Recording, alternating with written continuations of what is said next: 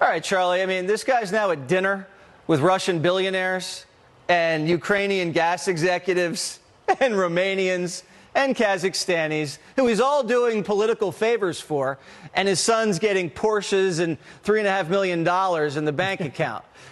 How many crimes at this point are we committing now?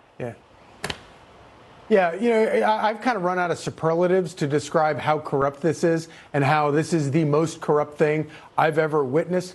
But, you know, to back up a little bit, let's not forget that when Joe Biden bragged about sacking the prosecutor in Ukraine, the treat there, the carrot there, was the $1 billion in U.S. tax dollars that he gave to Ukraine. That was the first big bribe. And what did he get in exchange for that? He got his son set up in business, making $83,000 a month, and then all of the other stuff that has followed ever since then, I would argue, is a result of that. And the upshot is you have all of this going on now, juxtaposed to this kangaroo court investigation going after former President Trump. While all of this is spilling out, it is devastating to not only Joe Biden, but it's going to wind up being devastating for Democrats. And, you know, even if they can figure out a way to get Joe Biden out of there and put somebody else in there, I think the damage is going to be, you know, you can't get this level of corruption washed off of you very easily. No, it involves Kerry, it involves Clinton, it involves the entire crew involved with the Trump impeachment. It basically makes the stench all over them. Now, you put your finger on it brilliantly. Joe Biden was using our tax money to cash in bribes for his family.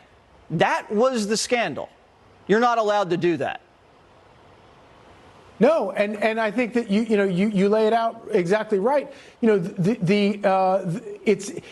you know, we can sort of get bogged down here sometimes because it seems so overwhelming. But the reason it seems so overwhelming, it's not that it's complicated. It's that there's so much evidence. I know. It's almost cartoonish. I know. There's so much evidence. But the thing is, the problem for Democrats and the problem for Joe Biden is when it becomes this obvious, you know, we talk about this stuff all the time, but a lot of Americans are not focused on this right now and won't focus on it until the election really gets heavily underway. And then suddenly it comes into perfect focus and it's so obvious. And the greatest prosecutor of a simple, straightforward, unbelievable circus of corruption like this, the best person to make that case is Donald Trump. Sure is. I think they'll focus when they do the impeachment.